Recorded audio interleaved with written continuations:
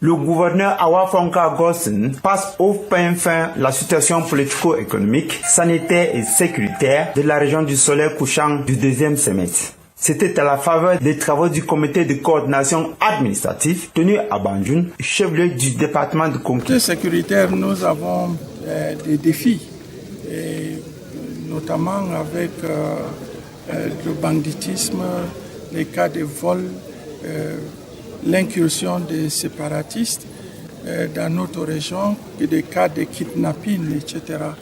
Mais je peux vous dire que la situation est sous contrôle, car il y a d'autres services qui ont été créés dans notre région pour renforcer celles existantes. Nous continuons à demander à nos populations d'aider les forces de métier de l'ordre et les autorités administratives dans cet exercice. Awa Fonka Gosson a saisi cette occasion pour clarifier la situation exacte de l'incident macabre de la falaise de Tchang, encore fraîche dans nos mémoires. Nous étions sur le terrain au quotidien. Nous avons œuvré pour donner satisfaction, d'abord sauver des vies que nous n'avons pas pu, car cet éboulement, double éboulement, a traîné 12 morts et 12 familles ont déclaré les leurs disparus. Nous avons procédé à des fouilles avec les engins lourds, des fouilles avec les pioches, dans certains domaines là où c'était très difficile. Et nous sommes même entrés créer des routes et entrer dans des ravins avec des engins lourds pour pouvoir creuser et chercher des cadavres. Mais à la fin des comptes, après avoir exploité toutes les possibilités, et après 14 jours de fouilles, on était obligé d'arrêter. Je crois que maintenant, c'est question, pour que cette route puisse reprendre, c'est question de faire exploser cette colline pour permettre à ce que, et dégager toutes les terres qui sont là.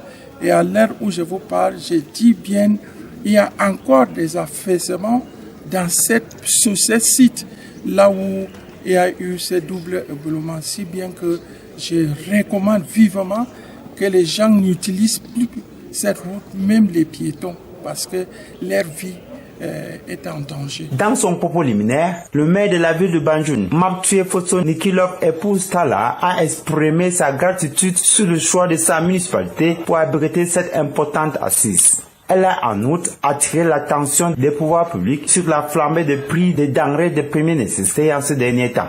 D'entrée de jeu, elle a humblement sollicité 1 minute de silence pour la mémoire des disparus de la falaise de Tchang et bien évidemment celle de l'illustre Papa Fosso Victor, l'ex-maire de la commune de Pété Banjul. Administrative, en abrégé CCA, et du comité de coordination opérationnelle, en abrégé CCO, que le département du Konki abrite en ce moment. La mémoire des victimes de cet éboulement. En outre, je voudrais vous suggérer que nous mettions également à profit cette occasion pour avoir une pensée pour le patriarche Fosso Victor, de regretter mémoire, de grand et infatigable bâtisseur, qui nous a légué, entre autres, ce splendide hôtel de ville qui sert de cadre pour nos travaux, ainsi que le bâtiment mitoyen qui abrite la préfecture. Mettons-nous debout pour la clé de l'abondance. I extend my anticipated wishes of Merry Christmas and Happy New Year 2023. May God bless you all. Pour boucler la boucle, Awa Fonka Gosson a rassuré l'audience des mesures prises pour garantir la paix, la circulation des biens des personnes de sa circonscription administrative lors des fêtes de fin d'année marquées par la cérémonie d'Ongwon dans le Noun, le Nyang Nyang à Bofsam et d'autres ailleurs.